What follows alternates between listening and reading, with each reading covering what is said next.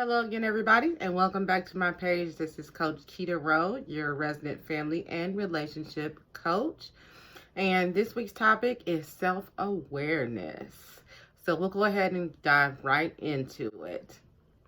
So I want to talk to you today about self-awareness, which to me, I would define as being aware of your own strengths and your own weaknesses.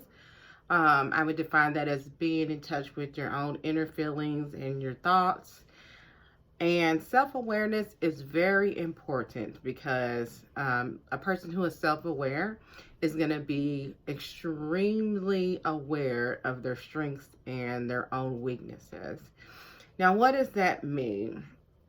So someone who's aware of their strengths and their weaknesses is going to be able to understand when the opportunity is a good fit for them and when it's not a good fit for them. And that could be true as far as relationships go, as far as job opportunities. You're basically going to know what your given strengths are and what your given weaknesses are, and which ones of your weaknesses that you can nurture to become a strength. This topic actually came to me because I actually just had a situation where my own self-awareness had to come to the forefront. I was working on a project with someone that I no longer work on projects with. But I always got, I'm a big vibe person, and I always got really weird vibes from this person. And so once they were no longer on the project, I got some insight into the fact that they had been kind of downplaying my contribution to this project. And the fact that I am very aware of what my own strengths are played a big part in that, because it made me realize that if you're not aware of what you're good at, you can get negative feedback from people that really doesn't come from a real place. Like it come from a place of competition, or it may come from a place of jealousy. And you can let that sink into your psyche and make you think that you're not good at what you're actually good at.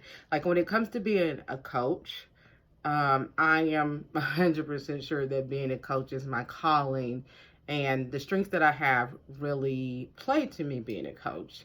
I'm really good at speaking. I'm really good at writing. I really have a love for psychology.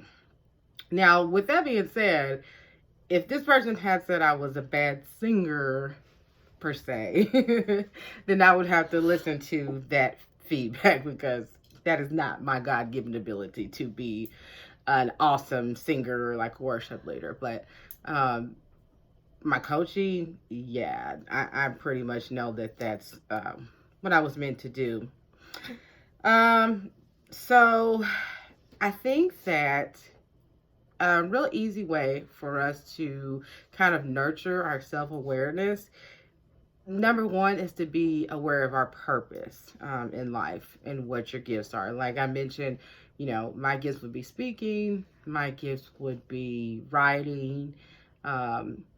That may not be everyone's gift. If you're aware of what you do really well, and what you have a passion for, I think that will kind of give way to more self-awareness about what it is that you actually should be focusing on. You also will kind of know that you're on the correct path if you get feedback from others, extremely positive feedback from others that aligns with what you already know about yourself. So like if you give a speech and you're like, wow, like I really killed that speech, and then everybody's like, man, you really killed that speech, like really enthusiastic feedback that aligns with what you thought you did, that's a good indicator that that's one of your strengths. If you're intrinsically motivated, and that would be motivated from inside to do the work that you're doing. So if it's not something that you have to be kind of like prodded or rewarded to do, like you get up and you're like, you know what, I really love to sing.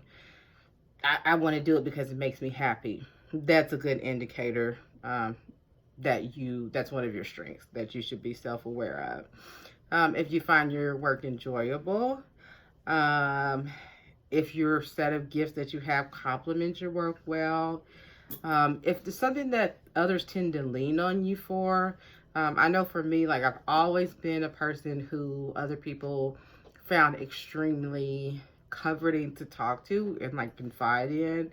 Um, and so that it almost was a natural progression for me to get into coaching because I was coaching people before I even knew what coaching was. Because I've always been that person who was a really good listener and trustworthy enough not to like tell everybody what I heard. Another good way to get in touch with your purpose and become self-aware is to journal daily about certain activities that you do and how those activities make you feel. So like if you look back in your journal and you're finding you're getting a lot of satisfaction, from hiking, that may be something that is really in your path to do. But if you have negative feelings about something on a regular basis, that can help you be more self-aware that that's something that you're not particularly crazy about doing. Also, I would think back to times like in your childhood or your adolescence and think about like how you would play, or if someone asked you as a child like what you wanted to do. I found there's a lot of clues there that you may have, skipped over. Once I got to be a coach, when I really thought back, one of the earliest careers that I would tell people I wanted to do was be a psychologist or a psychiatrist or be in the helping profession. When I used to play, like my brother and I, a lot of times I would do talk shows. I would do the Keita Rowe show, and that was like my favorite game to play. So I love to talk even then and like discuss certain topics and be inquisitive. And like really looking back now, I'm like, yeah, it was always there. I just, even if it's in passing, like if somebody asks you as a kid, what do you want to do? And you're like, yeah, I'd like to do such and such. Think about what you really told people at certain points in your life and what you are always kind of inclined to. And that will give you clues as to what your purpose in life is. So I would just finish up by saying that self-awareness is really, as studies have shown, that it's really an indicator of people who are successful, because you're not going to spend a lot of time on things that really aren't your zhuzh, as to say, when you really know yourself.